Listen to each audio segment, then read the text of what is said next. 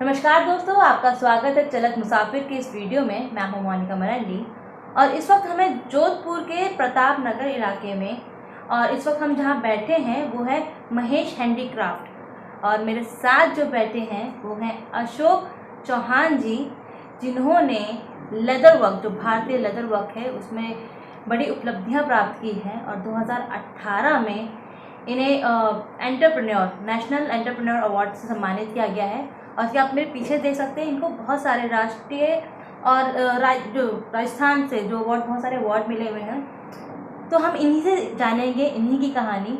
तो सर, आप मुझे बताइए कि सफ़र कहाँ से शुरू हुआ।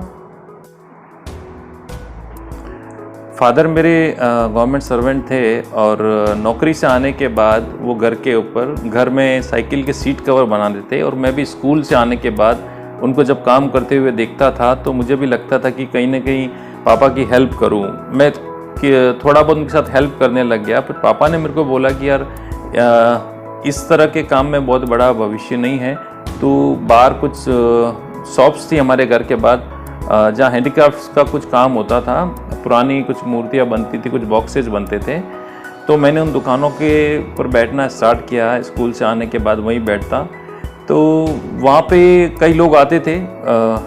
मुझे लगा कि वहाँ जो काम चलता था उसमें कई बार ज्वेलरी बॉक्स वगैरह बनते थे, उसके अंदर जो फैब्रिक लगता, वेलवेट लगता, उसको हम लाए। पापा ने बोला ये काम हम कर सकते हैं। तो पापा और मैंने उस काम को स्टार्ट किया और वो फैब्रिक लगाते लगाते हमने काफ़ी फैक्ट्रीज़ का काम करना स्टार्ट कर दिया, जो कि अपने बॉक्सेज हमारे यहाँ भेजते थे, हम उस पर कपड़ा लगाते थे, उनको दे देते। तो अब 2006 तक मैंने लगभग जोधपुर की काफ़ी फैक्ट्रीज़ में ये काम करके अपनी पहचान बनानी स्टार्ट करी। फिर धीमे धीमे लेदर चेयर्स आती थी हमारे पास, उस पर हम लेदर लगाते थे, उस पर हाथ की स्टिचिंग होती थी। वो काम भी थोड़ा पिकअप करने लग गया। 2006 के बाद में मैंने देखा, जब मेरा एक्सपोर्टर से मिलना स्टार्ट हुआ तो मेरा थोड़ा सा विज़न चेंज होने लगा, क्योंकि उनके लाइफस्टाइल और उनका सब कुछ मैं देखता था ना, तो मुझे लगता था कि ये काम मैं भी कर सकता हूँ। तो पता चला दिल्ली में एक फेयर लगता है जहाँ ये सब लोग अपना प्रोडक्ट बेचते हैं, वहाँ बायर्स आते हैं, वो प्रोडक्ट देखते हैं। मैं उस फेयर को देखने के लिए दिल्ली गया और वहाँ एंट्री के लिए भी मुझे बहुत दिक्कत हुई। वहाँ इंटरनेशनल बायर्स ही आ सकते हैं या एग्जीबिटर होते हैं। तो गया तो मुझे ऐसा लगा कि ये दुनिया ही दूसरी है। मतलब वहाँ मेरे को बहुत बड़ा विज़न दिखा। जो अंदर सिस्टम जो बना हुआ था, बायर्स आ रहे थे, लोग मिल रहे थे, बात कर रहे थे, ऑर्डर्स दे रहे थे, तो कहीं ना कहीं मेरे दिमाग में यहाँ फोटोज़ आने लग गए कि काश मैं भी उस बायर से बात करूँ और इस तरीके से मैं भी माल बेचूँ। तो कहीं ना कहीं एक दिमाग में वो पिक्चर स्टार्ट होने लग गई। फिर 2006 के बाद मैंने 2-3 बार उस फेयर में गया। फेयर में जाके आता और देखता, शेयर करता फादर से कि वहाँ फेयर लगाना है। तो होता बात कि 2-3 लाख रुपए लग जाएंगे, ऑर्डर नहीं आए तो नुकसान हो जाएगा, तो और पीछे हट जाता। और मतलब मेन जो मेरे को सबसे स्ट्राइकिंग, मतलब जहाँ से मेरे को चेंज हुआ, मैं किसी एक्सपोर्टर्स के पास गया और मेरे को पेमेंट्स के लिए 2-3 बार चक्कर काटने पड़े, बाहर बैठना पड़ा। और पता नहीं क्यों मुझे इंसल्ट फील हुआ। मतलब लाइफ में आदमी बड़ा तभी करता है जब वो अपने आप को इंसल्ट फील करता है। जो भी आपको बेइज्जत करता है, समझ लो आपको प्रूव करके दिखाना है। ये मैंने सीखा लाइफ में।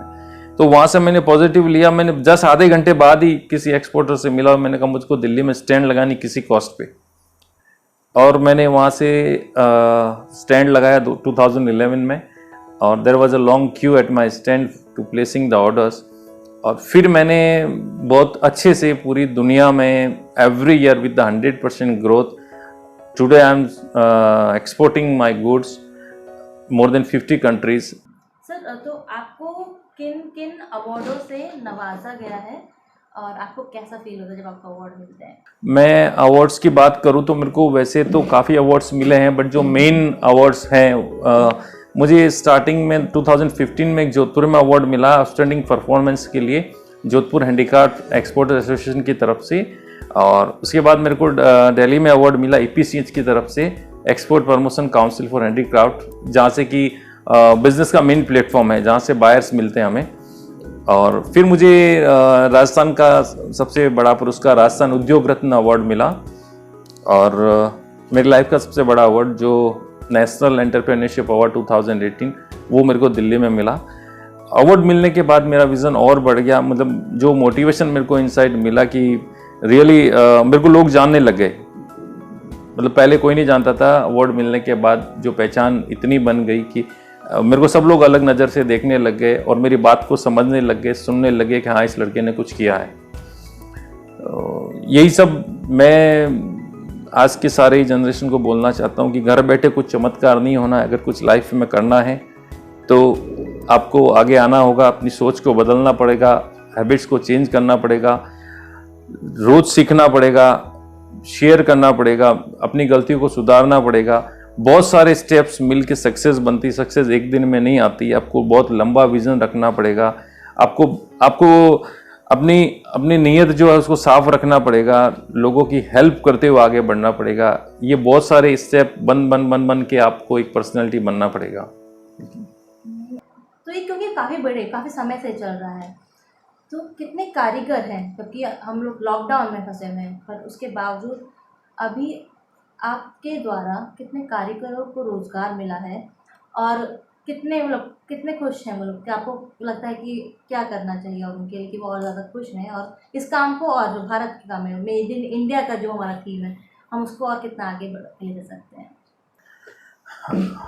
आज के समय में तकरीबन 300 लोग के आसपास मेरी फैक्ट्री में काम करते हैं और इतने ही लोग घरों पे अब जो है लेदर का हैंड स्टिचिंग, हम यहाँ से लेदर सप्लाई करते हैं और वो अपने घर पे उस पर वर्क करके हमें देते हैं। जो हमारा परंपरागत बिजनेस था, जो जूतियों का, लेदर बैग्स का बिजनेस था, वो लगभग पूरा की पूरा ख़त्म होने के कगार पे था, क्योंकि उसके अंदर कोई मार्जिन लेवल नहीं बचा था। जूतियाँ जो है ट्रेडिशनली बनती थी बट वो क्वांटिटी में नहीं बिकती थी, और जबकि इतने स्किल्ड लेबर हमारे पास है, हमारे जो फीमेल्स है जो कि हाथ की स्टिचिंग करती है, पूरी दुनिया में जब भी बायर्स आते हैं वो विजिट करते हैं, दे लाइक वेरी मच कि कितने अच्छे से वो इस प्रोडक्ट को बना रहे हैं। तो आज हमने कम से कम 200 औरतें जो हैं जो इस तरह की सिलाई का काम करती हैं, उनके घर हम लेदर का प्रोडक्ट भिजवा रहे हैं, और उनका जो अर्निंग है, जो पहले जूती बना के वो मुश्किल से 60-70 रुपये कर पाते थे, अभी करीब 400-500 रुपये का वो डेली काम कर लेते हैं और बहुत खुश हैं। और हमें भी खुशी है कि अगर हमें इस तरह का और वॉल्यूम बिजनेस मिले तो हम और भी लोगों की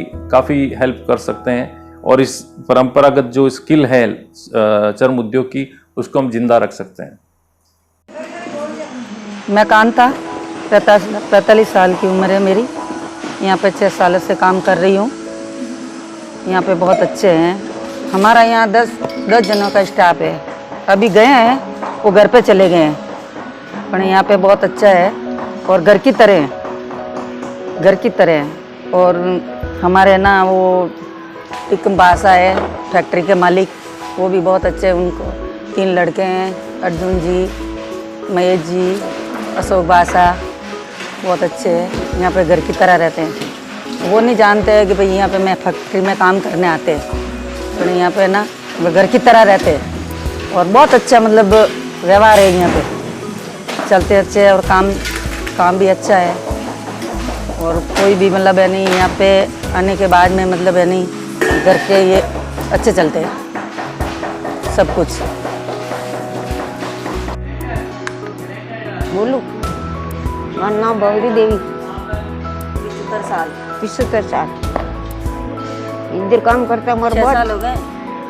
हाथ में साल वे या दिवाली आई 6 साल हो गए। आ दिवाली जाए दे रहा 8 में साल ला। कैसा लग रहा है हम काम करके? यहाँ मानो ऑटो काम करता है, सही गए हमारे। पैसा ठीक मिल रहा है? वो मजदूरी सही मिले है, सही है, सही।